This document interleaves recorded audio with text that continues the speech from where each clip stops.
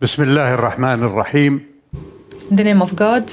Ladies and gentlemen, first of all, let me extend my thanks and gratitude to the IISS for this kind invitation to join this discussion. My thanks also and gratitude go to His Majesty King Hamad and Crown Prince Salman for their invitation and their generosity in allowing me to come here and facilitating my arrival at this conference. Also, I take this opportunity to congratulate Dr. Bastian Giegerich on his new role as Director General and Chief Executive Officer of this esteemed institution. I wish him all the success in his new task, though assuming this role is not an easy job.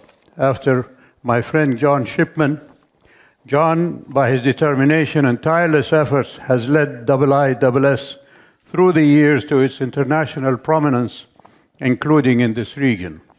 Thank you, John, for all that you have done during your tenure in office. Ladies and gentlemen, ever since the creation of the State of Israel in 1948, every time a crisis or war erupts in our region, talks arise about the need to find a solution to the root causes of the issue at hand. However, all talk the talk, but do not walk the walk to the end. There was never a lack of ideas, statements, declarations, peace initiatives, United Nations Council resolutions, and General Assembly resolutions. Alas, all stopped at Israel's door due to the unwavering US and European backing. Therefore, all initiatives went in vain. Peace remained an elusive goal. The conflict did not begin on October 7th this year. There is a long history that led to today, most of it in the mode of assaults on Palestinians. The world is witnessing the failure in stopping this Israeli assault that amounts to genocide in Gaza and is also coupled with the threat of using nuclear weapons.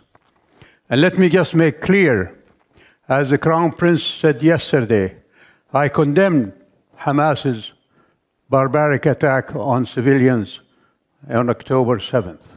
But I also must condemn the equally barbaric and more savage attack of the Israelis on Palestinian civilians, not only in Gaza, but also in the West Bank. This war is a turning point in the process of a serious search for a just solution to the Palestinian issue that deals with the root causes of this protracted conflict.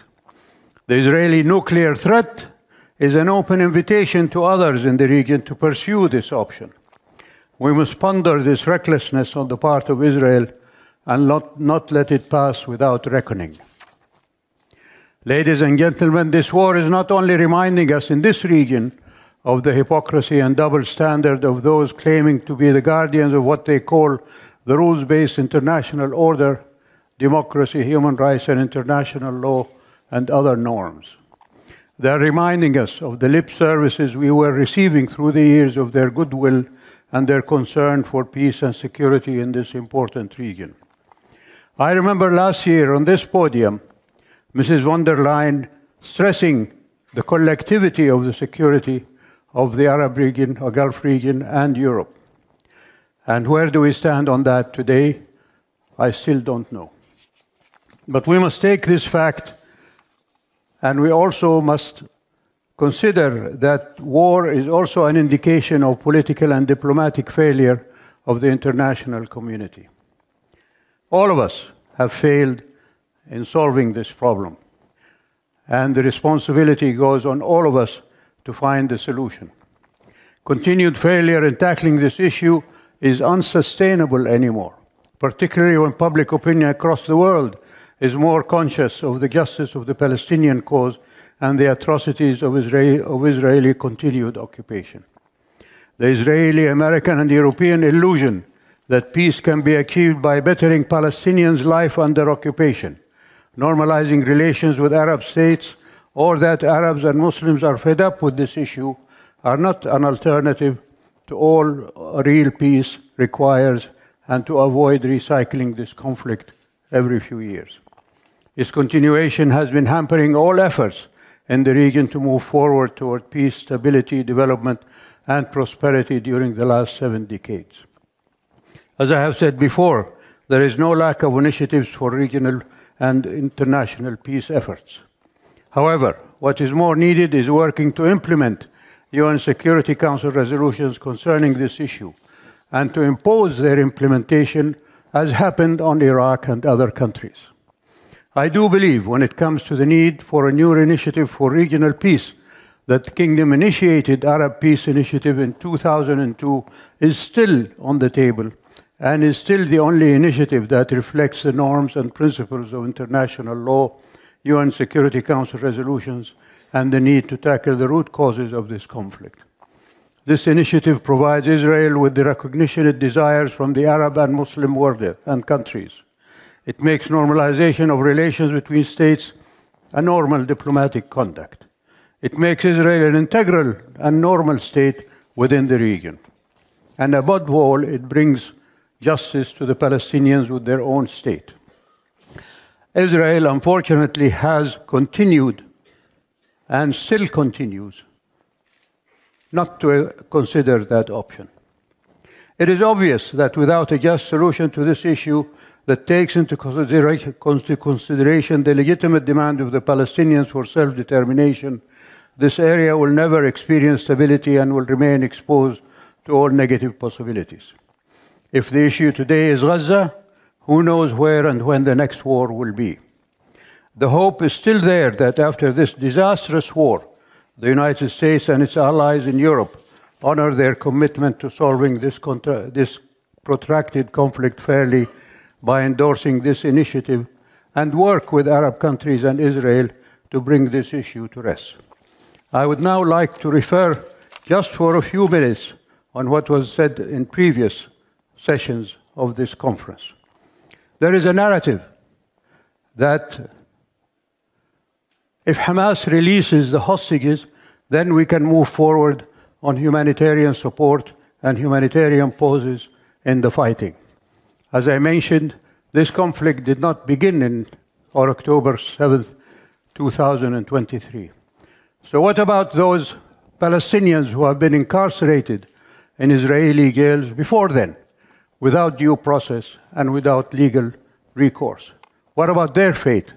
Are they also going to be included, this quid pro quo? I hope they will be considered in that quid pro quo. The second point I would like to make is that the security question is lopsidedly weighted to Israel's favor. Who will guarantee the Palestinian people's security from Israeli aggression?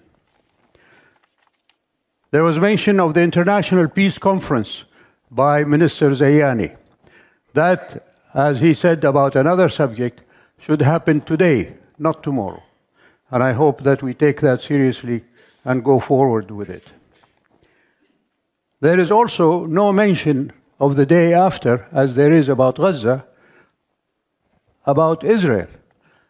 Is this government going to continue after the day after the fighting stops?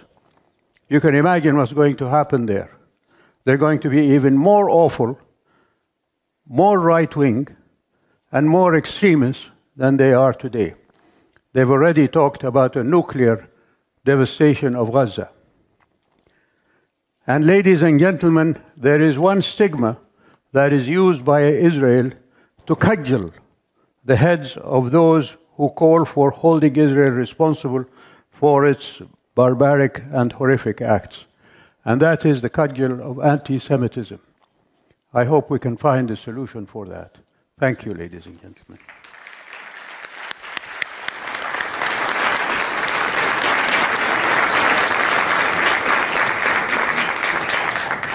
Your Royal Highness, thank you very much again for your wise words. Secretary General of the Arab League States, the floor is yours.